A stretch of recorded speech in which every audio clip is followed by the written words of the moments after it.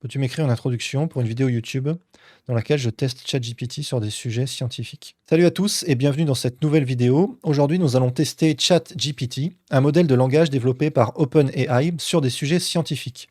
ChatGPT est un modèle de traitement de langage naturel basé sur le transfert de connaissances et capable de générer, et non pas de dégénérer, du texte de manière autonome.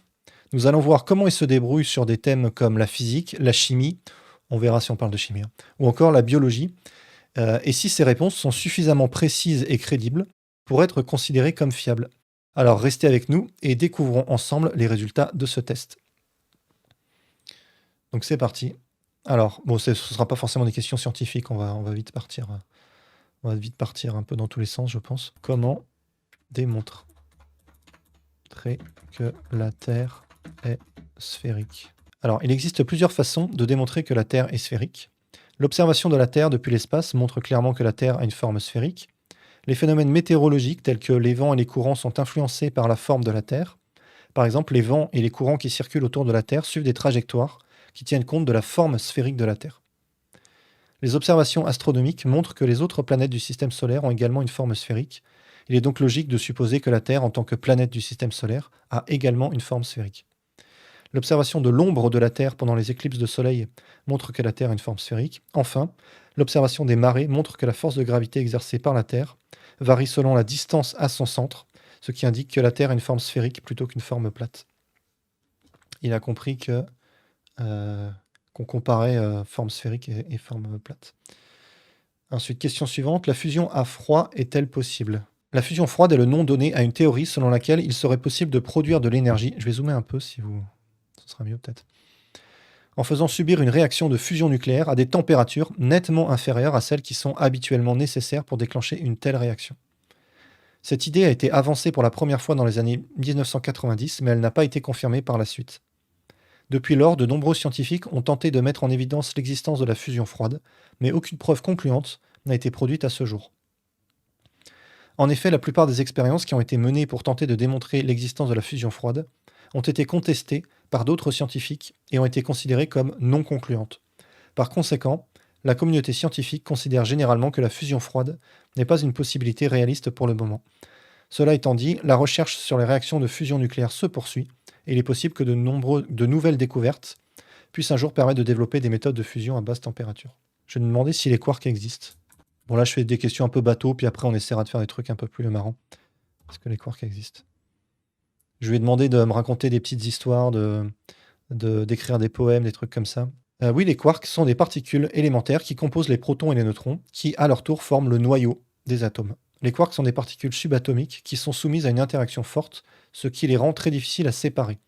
Les quarks sont également soumis à une interaction faible, qui est responsable de certains types de désintégration radioactive.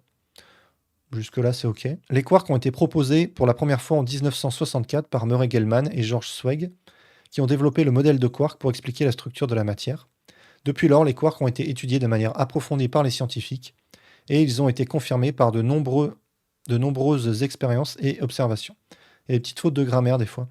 Aujourd'hui, ils font partie de la théorie de la physique fondamentale connue sous le nom de modèle standard, qui décrit les particules élémentaires et les interactions qui ont lieu au niveau subatomique. Ok, c'est pas trop mal. C'est souvent de ce que j'ai vu, hein, ça c'est un peu l'exemple, c'est du niveau d'un lycéen studieux qui a étudié le sujet pendant 30 minutes, 30-40 minutes, et qui fait un résumé, quoi. Alors, voici une reformulation de votre question en utilisant un style poétique.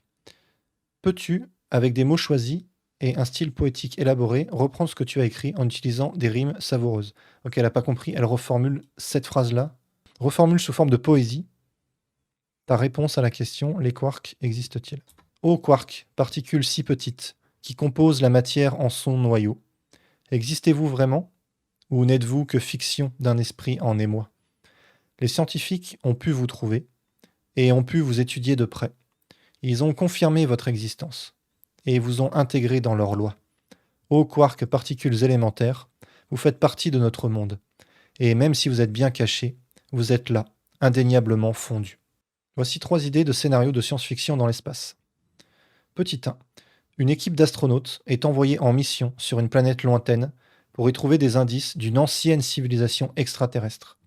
Ils découvrent une cité en ruine et des technologies avancées qui leur permettent de remonter le temps. Cependant, ils se rendent compte que leur présence dans le passé a des conséquences sur leur propre futur, et ils doivent trouver un moyen de rentrer chez eux avant que leur propre existence ne soit remise en cause. Ok, c'est pas mal.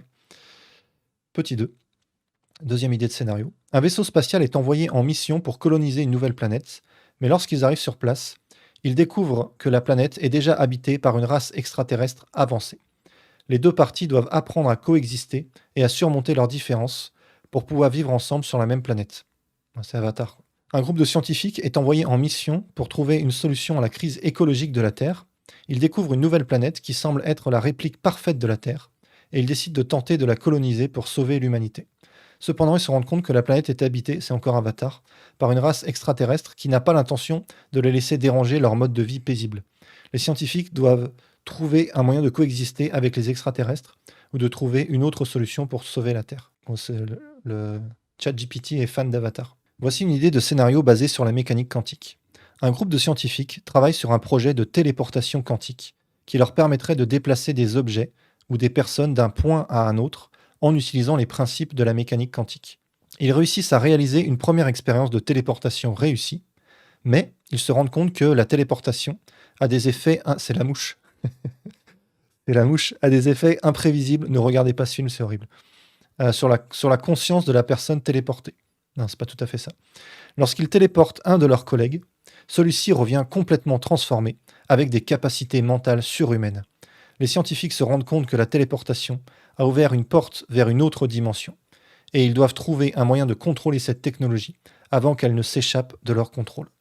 Voici un scénario dans lequel on confie l'anneau à Bender de Futurama. Le professeur Farnsworth, le génie de la robotique de Futurama, a découvert l'anneau de Sauron caché dans l'un de ses laboratoires. Il est immédiatement fasciné par l'objet, et il décide de le confier à Bender, son robot le plus intelligent et le plus rusé, pour qu'il l'aide à découvrir tous ses secrets. Bender, c'est incroyable. Bender accepte la mission avec enthousiasme et il se met à étudier l'anneau de près. Rapidement, il se rend compte que l'anneau possède des pouvoirs mystérieux qui lui permettent de contrôler les esprits de ceux qui le portent. Bender décide de tester l'anneau et il se rend compte qu'il peut utiliser ses pouvoirs pour faire tout ce qu'il veut à ses amis et à ses ennemis. Au début, Bender s'amuse beaucoup à utiliser les pouvoirs de l'anneau, mais très vite, il se rend compte que l'anneau a un coût. Plus il utilise ses pouvoirs, plus il est contrôlé par l'anneau, et plus il devient méchant et impitoyable. Ses amis de Futurama commencent à s'inquiéter de sa transformation, et ils tentent de lui faire comprendre qu'il doit s'en débarrasser avant qu'il ne soit trop tard. Finalement, Bender réalise que l'anneau a pris le contrôle de lui, et qu'il doit s'en défaire avant qu'il ne soit trop tard. Il décide de se rendre au Mordor, là où l'anneau a été créé, et de le détruire dans le feu de l'Orodruin. Il affronte de nombreux dangers et adversaires sur son chemin, ce serait un bon épisode, hein, mais il parvient finalement à atteindre sa destination. Là, il jette l'anneau dans le feu, il le regarde se consumer, mettant ainsi fin au pouvoir de Sauron et libérant la Terre du milieu de son emprise. Enfin libéré de l'influence de l'anneau, Bender retourne chez lui, plus sage et plus fort que jamais.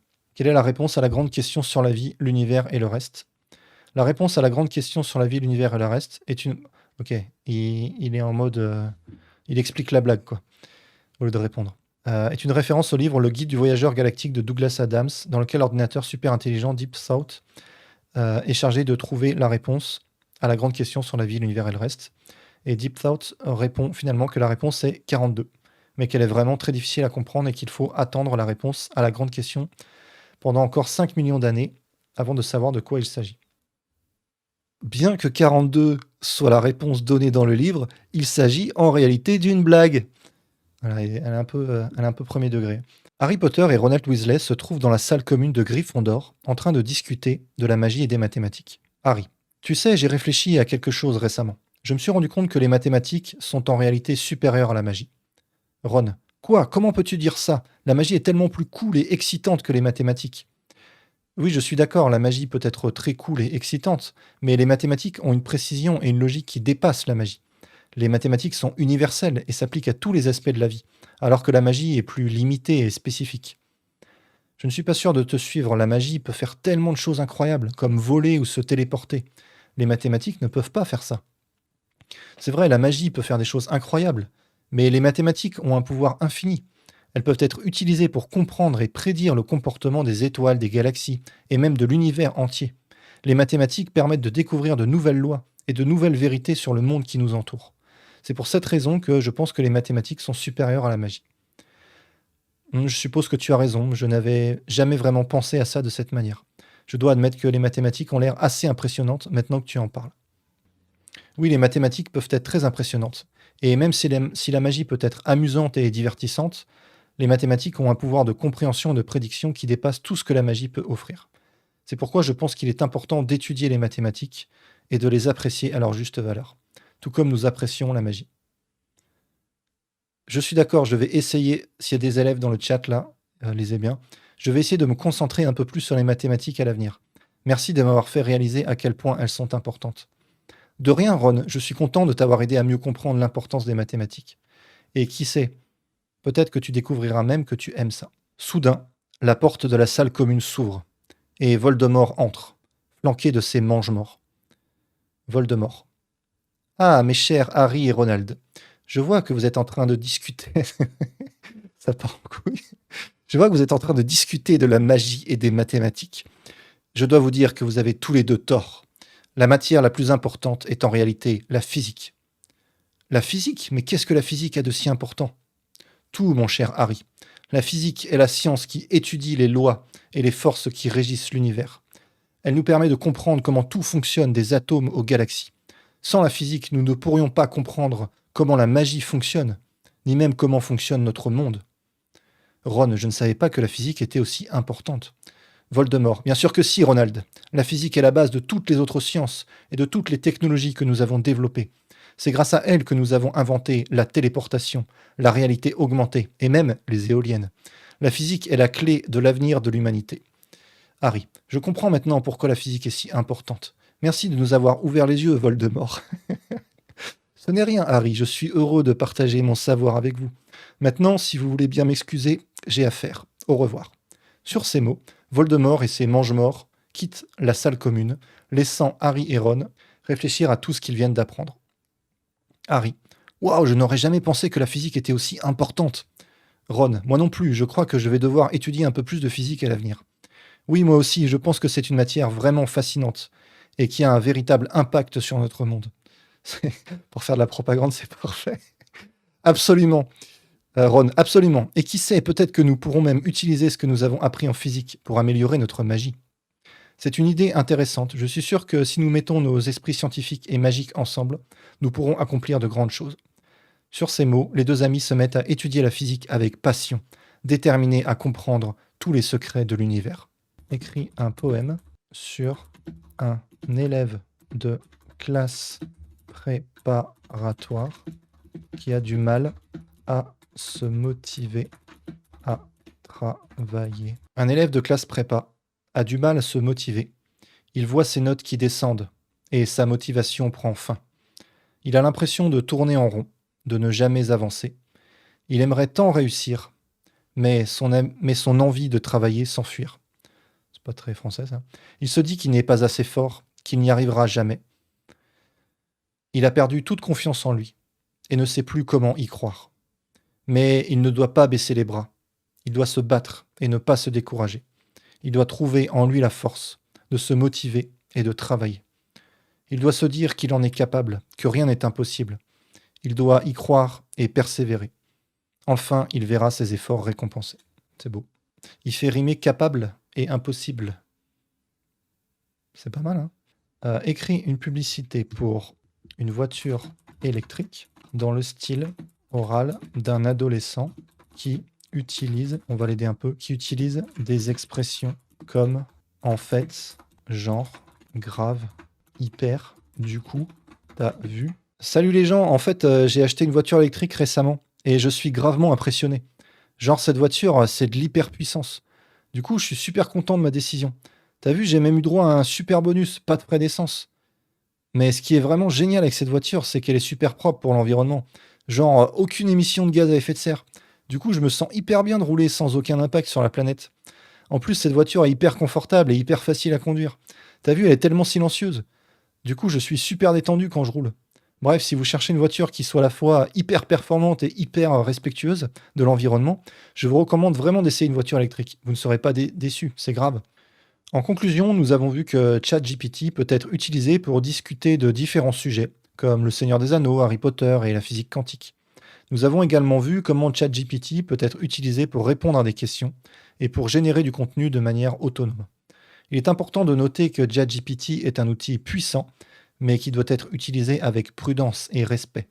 Comme tout outil informatique, il ne peut être considéré comme une source fiable et complète de connaissances, mais plutôt comme un moyen de se familiariser avec de nouveaux sujets et de découvrir de nouvelles perspectives.